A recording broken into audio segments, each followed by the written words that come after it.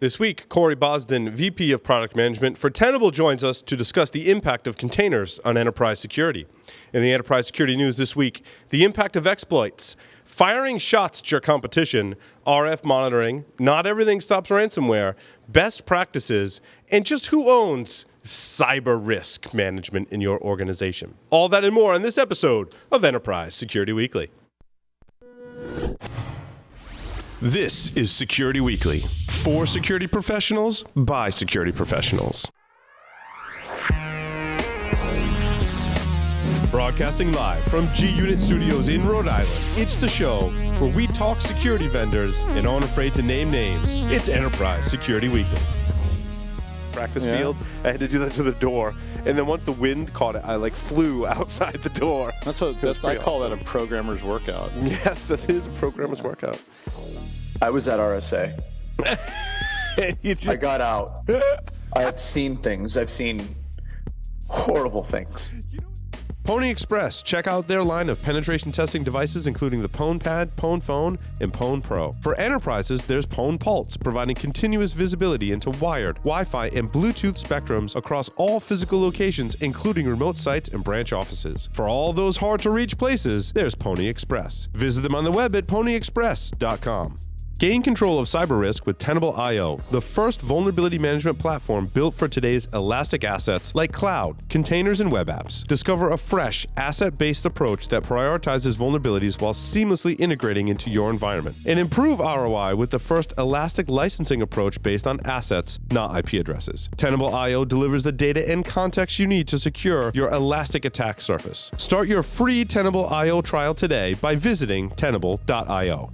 Logarithm's Netmon Freemium delivers real-time network visibility to quickly identify emerging threats in your IT environment. Netmon Freemium is a free commercial-grade network forensics and traffic analytics solution. You can use Netmon Freemium's powerful capabilities to search against all observed network traffic, identify abnormal traffic patterns and application usage, and quickly analyze full packet captures. Take the first step towards real-time network visibility. Visit logarithm.com/freemium to learn more and download it today. Welcome to Enterprise Security Weekly. This is episode 47. I'm, of course, your host, Paul Asadorian. Joined on the lines via Skype from South Dakota, Mr. John Strand. John, welcome to the show. Thank you very much for having me on, Paul. It's nice. We haven't chatted in a while. What is going on? We both you were teaching and bad. Yeah. I think that people think that you and I talk like every day at night. It's like, hey, what are you doing? Yeah, we had peas tonight for dinner. But the reality is a lot of times we're so busy. You're going in 150 directions. I'm in 150 directions. This is the only time we get to talk to each other sometimes. But yeah, I'm now at home. I'm not traveling. I don't have any place to be until B-Sides Cleveland. Nice. And then Sandsfire. So it's really good to kind of get some time to kind of recharge a little bit. Yeah, no, absolutely. That's great. A lot of exciting things happening on the show. We've got a great interview today that'll be coming up next. Great guest lined up. Likely a new time slot as we make some adjustments here on the Security Weekly Network, and a new segment. John and I have previously talked about doing an enterprise security-focused how-to technical segment for this show. The time has come. We're going to start that up pretty soon here, so I'm excited about that. I'm like, Paul, how about we do more work? And Paul's like, brilliant! Brilliant! Let's do it. Let's do it. But it's going to be different. I mean, it's going to have some technical components, but I think that we're going to be talking a lot about approaches because we talk about so many technologies, right? Like, what's the approach to implementing application whitelisting? How do you do that successfully? What's the approach for implementing SIEM? How do you do that successfully? So a lot of it's going to be enterprise level roadmap stuff, but we're going to still get into the weeds too. Yeah, absolutely. I'm excited. All righty. Announcements first. Wild West Hackin' Fest. How's this going, John? October 27th and 28th? I am now pretty sure we're going to sell out. We've been selling a lot of tickets every single day. It's going to be awesome.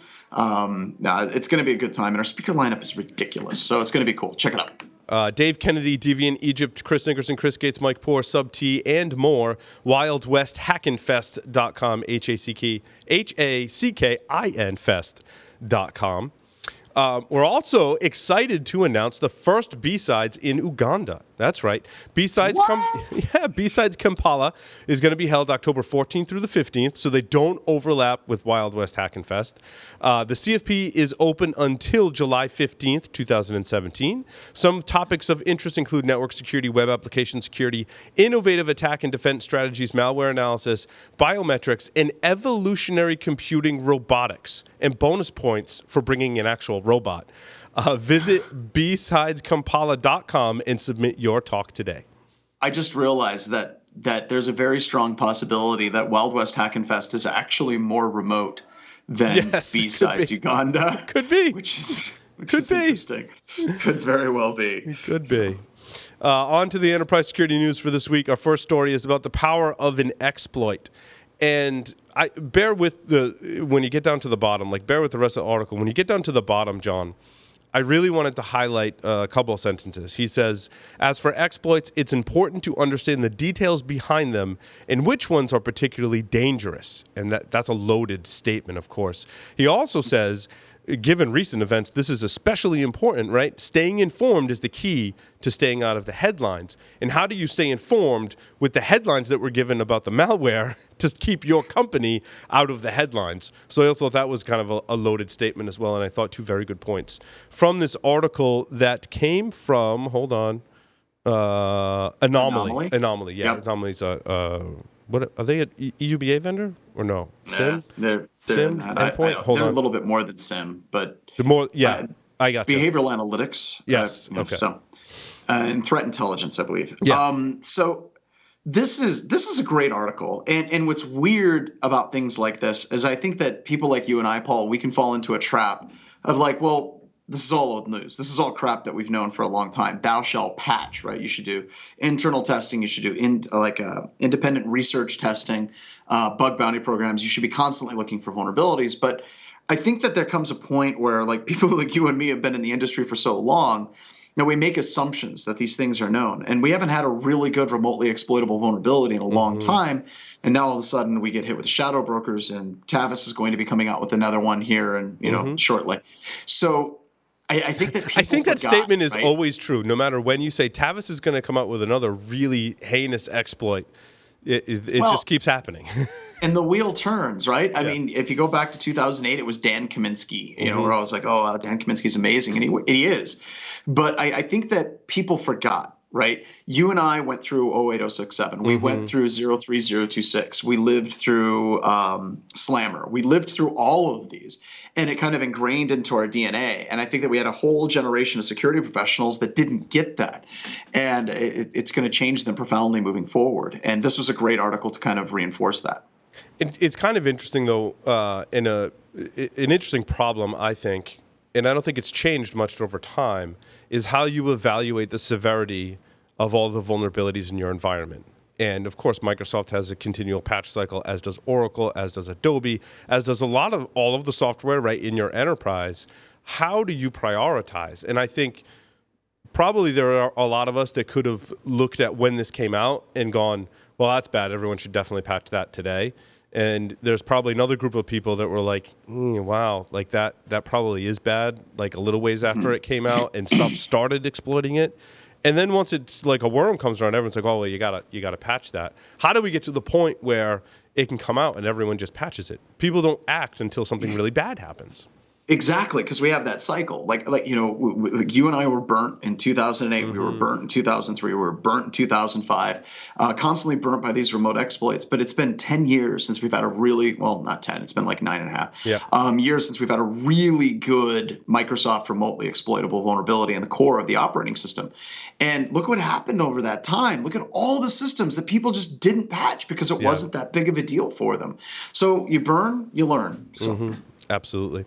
And I think the headlines have kind of been a double-edged sword as well, as we'll talk about in the news. Every vendor, not every vendor, most vendors, a lot of news outlets are still talking about WannaCry, the variants, ransomware, because it's the hot topic to talk about. When in reality, the only couple things that changed are, like what you said, John, there was a heinous remote exploit. And then the second thing was there was a worm that ran around. Nothing else has changed. Nothing. Nothing.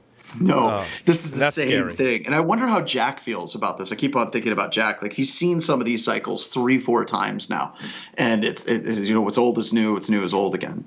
Yeah, I mean, remember the I love you virus and the Melissa worms, right? And then everyone went out and bought Anna Kournikova. That one got so many people at where I worked. And everyone went out and bought email security products. So we got to stop this vicious cycle.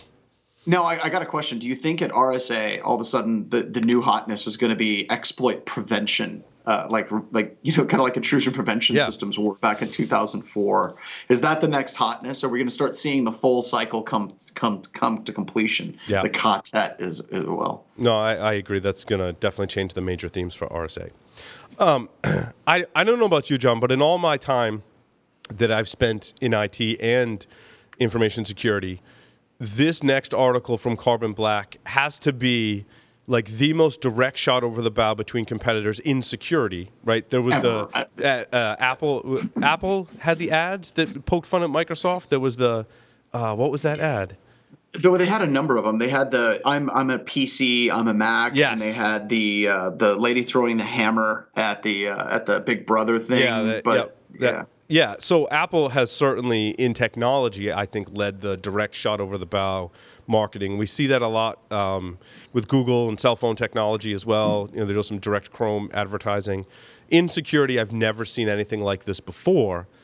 Carbon Black basically issued a letter, an open letter to Cylance. I mean, they called them out specifically. This was not subtle at all. Yeah. I mean, this was a direct. Yes, we are talking to you. As Carbon Black, we are talking to you, Cylance, and basically said in few words or less, like, you suck, you need to grow up and learn all the lessons we've learned over the years. I was like, wow. Now, it's overstating it somewhat, but Carbon Black says, fair warning, we've been in this market for a while and have learned a lot about what it takes to make organizations successful when it comes to security. It seems you, Cylance, have a lot of work ahead of you to get Cylance optics to the level it needs to be, all the way down to some core architectural decisions you've made. If that is not the most direct shot over the bow ever, I don't know what is. I mean, they called out their product name in the letter. And whoever wrote this, Brian, Brian basically wrote this letter. And then, and it's kind of very tongue-in-cheek, and it's kind of like, welcome to the family. And then at the very end, I could just see that somebody from marketing snuck in the Carbon Black defense versus Cylance optics. And it's like, you do 1/4 of one thing that we do. And they have a graphic, a competitive analysis graphic between the two products right in the post.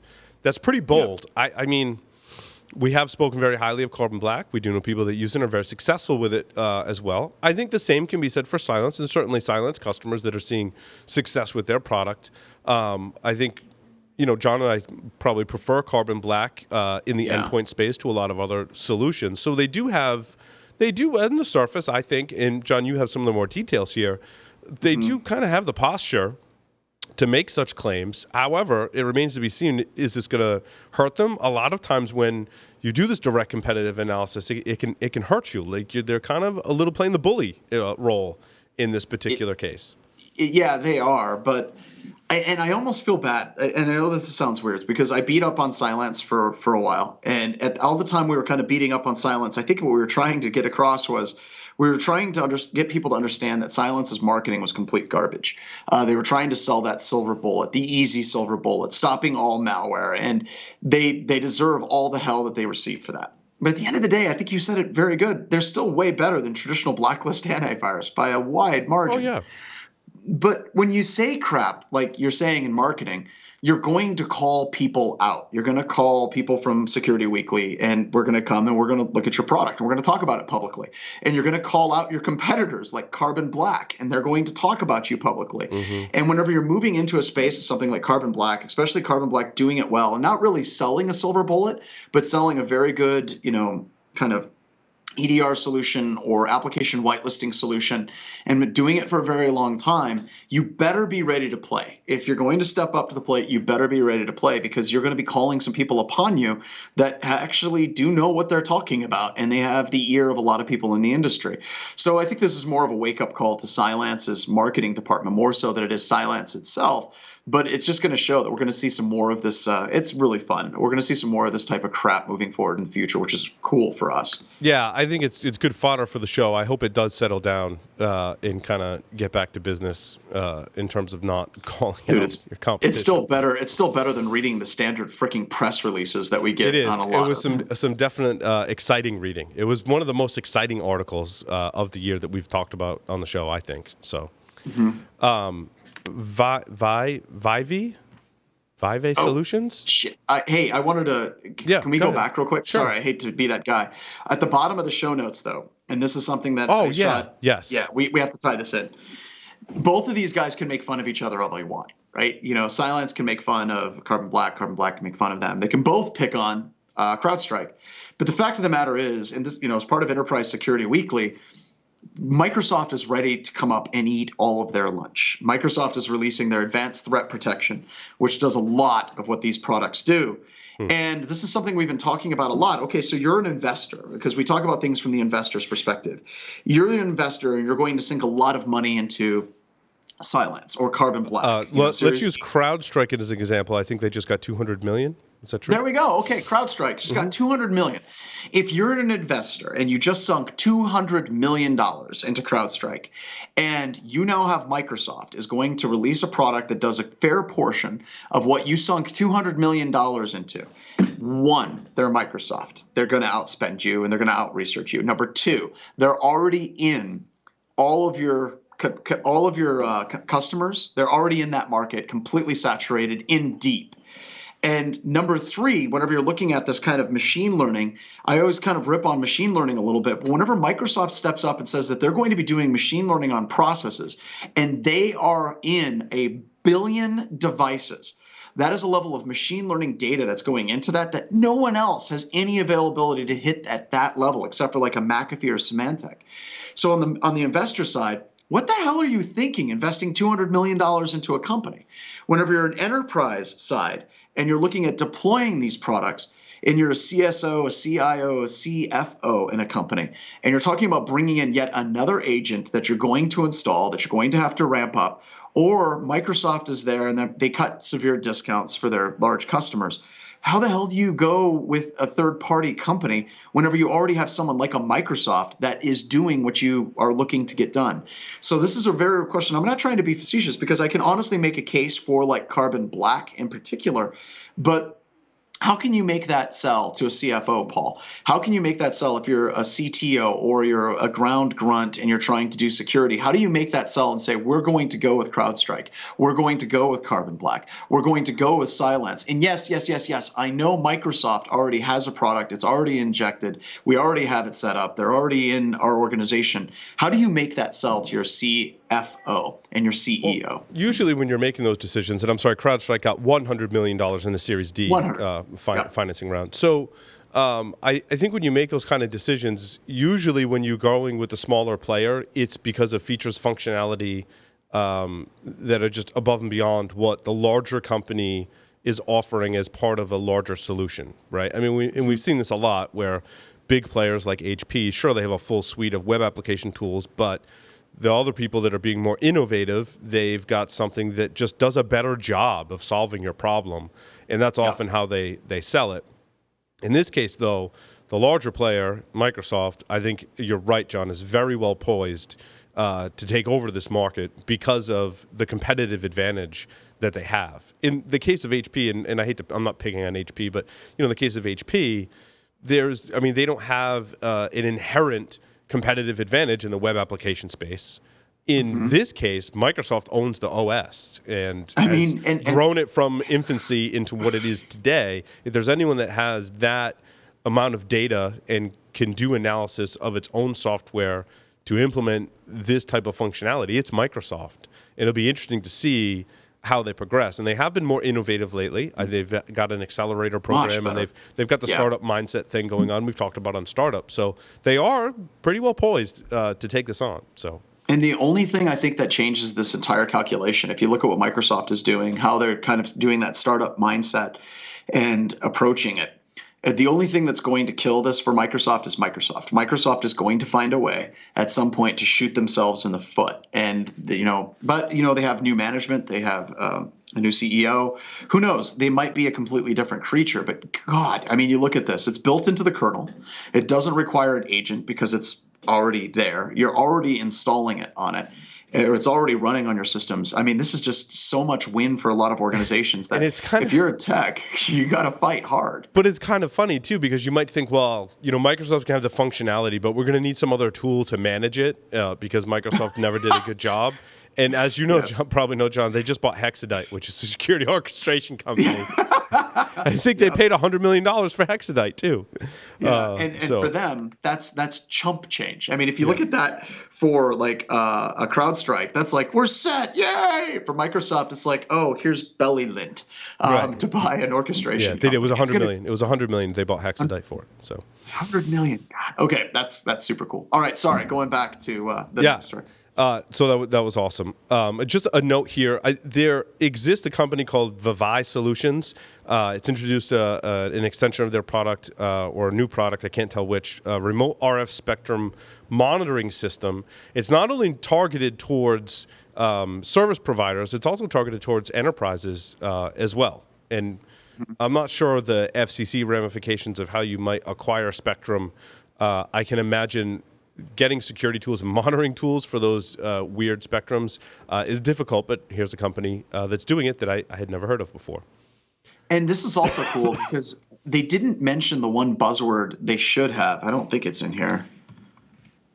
Oh, they do. They do actually mention IoT once halfway through the article. Yeah. And this is kind of getting to the heart of the matter with a lot of IoT is there's a tremendous amount of IoT. Let's just take a power company, for example.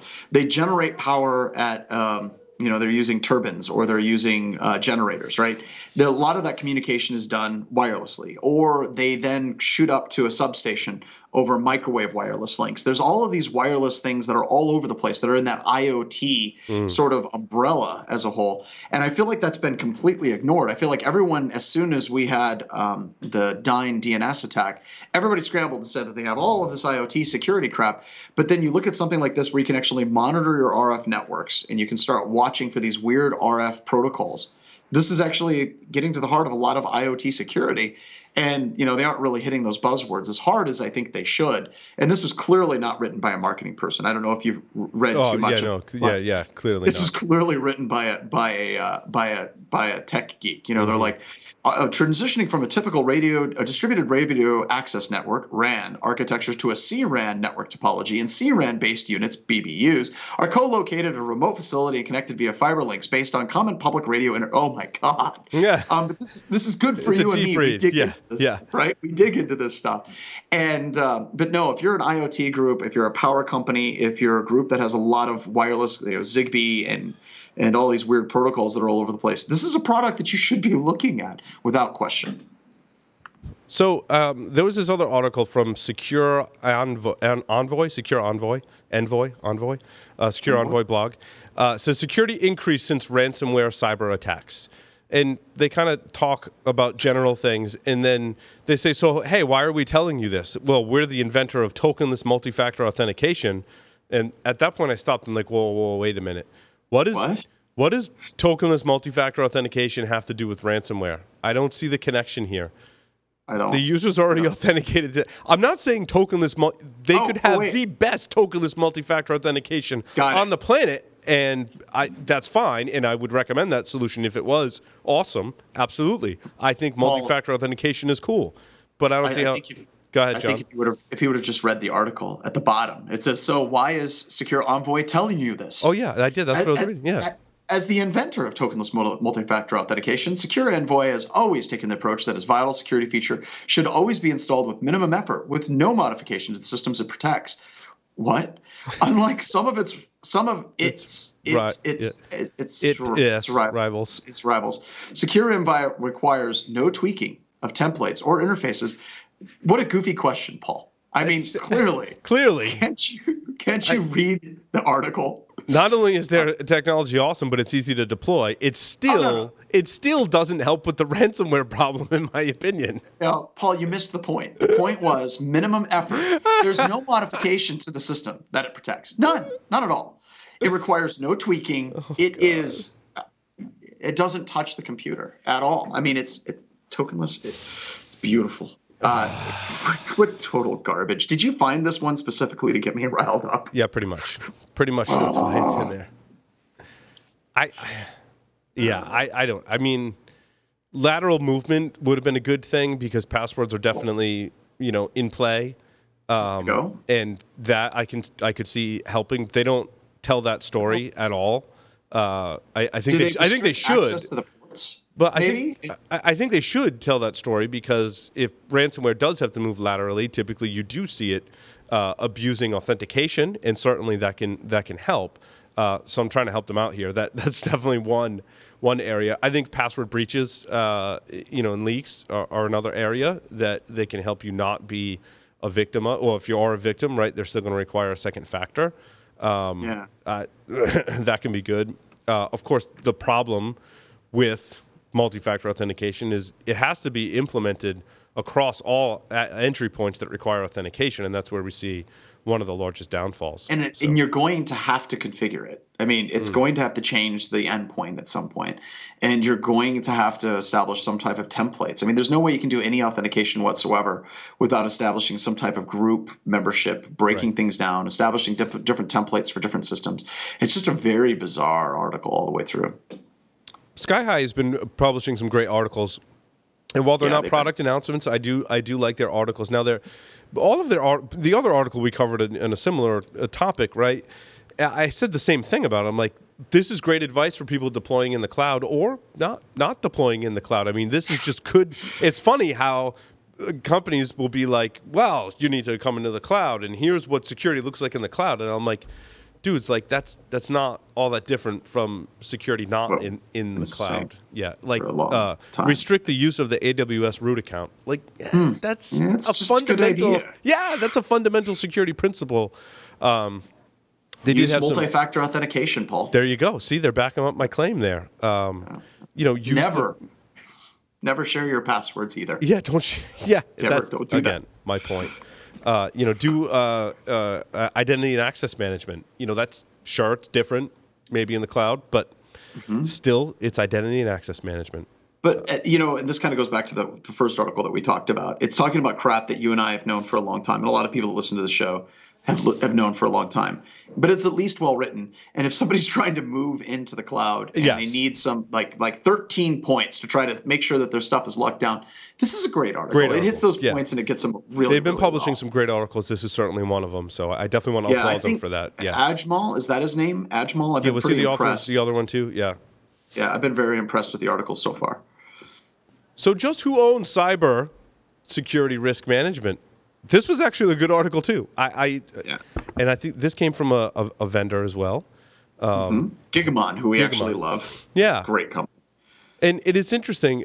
Kevin McGee is a strategist there. And I liked he had a point in here where he's listing out like basically the roles and responsibilities with respects to risk management that directors need. And he said directors need to understand and approach cybersecurity as an enterprise-wide risk management issue, not just an IT issue.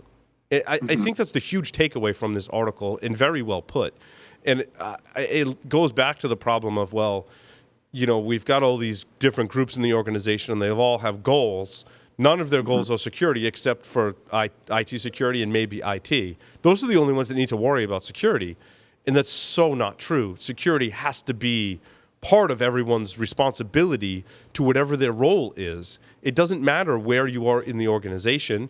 You could be secretary, you could be developer, you could be cleaning crew, you could be director of risk. It doesn't matter. Everyone has to do their part, because whoever doesn't, that's the roles that we're going to prey on to gain access to your organization. And and this is something that I've been thinking about quite a bit, but you as a CEO, as a board of director, you can delegate responsibilities. You can delegate, not responsibilities, but you can delegate what roles people are supposed to do. You can delegate activities, you can delegate work, but you cannot delegate responsibility. At the end of the day, that responsibility ultimately percolates back up to you. And I think that this article, we just had to give a presentation. Derek had to give a presentation covering these exact same things. And I wish that this article would have been done a few weeks earlier. Maybe it was posted someplace else a few weeks earlier, because it is well written and kind of letting people know that this responsibility goes all the way up to the CISO, goes all the way up to the CEO. You can try to delegate as much as you can, but that responsibility ultimately is going to end with you. And I think, this is probably a Security Weekly story, more so. But if you look at the CEO of British Airlines, right? That guy delegated all kinds of crap. He did outsourcing of a tremendous amount of their IT infrastructure. But when everything blew up, he is ultimately going to be the guy that's going to be without a job in the next 6 months. And that responsibility is going to be on his shoulder. And you can argue that's not a hack. What the hell does that have to do with security? Backup and restoration, disaster recovery, that's all under the security umbrella. And he may have delegated that work out to a number of different people, but that responsibility ultimately is going to rest on his shoulders when he's unemployed and, basically sleeping on a bed of money from his golden parachute. Just a depressing story. Crap. That happens. So I did want to say, John, to our listeners that if you have suggestions as to what you would like to see for technical segments on this show, that can be very detailed suggestions or general topics. I'll take either or both. Please send them to us, psw@securityweekly.com, or find us on social media and send us what you want to see on the show. My goal is to keep this show very enterprise defender oriented and do technical topics that surround what you need to know to defend an enterprise. I think Paul's Security Weekly does a great job on offense and some of the more really technical and very specific defensive techniques. I think this one will be a little more high level and a lot more focused on what to do in the enterprise. John and I were talking before the show, Puppet, Chef, Ansible, Vagrant, all of those things I think are very applicable to enterprise security today. Certainly I want to delve into some of those topics as well. Dare I start my own deployment of some of those things? I think I'm going to have to, actually, to keep up with technology today, John. I think it's becoming a requirement for me to be able to do that, because as you and I both spent time in the trenches, when we were in the trenches, we didn't have a lot of those fancy tools. So, Exactly. Very good. Well, that concludes this segment for Enterprise Security Weekly. It does not conclude the show, as we are going to come back. John has to go, but Corey's going to come on and talk about a similar topic, speaking of which, containers and enterprise security. So with that, we'll be right back.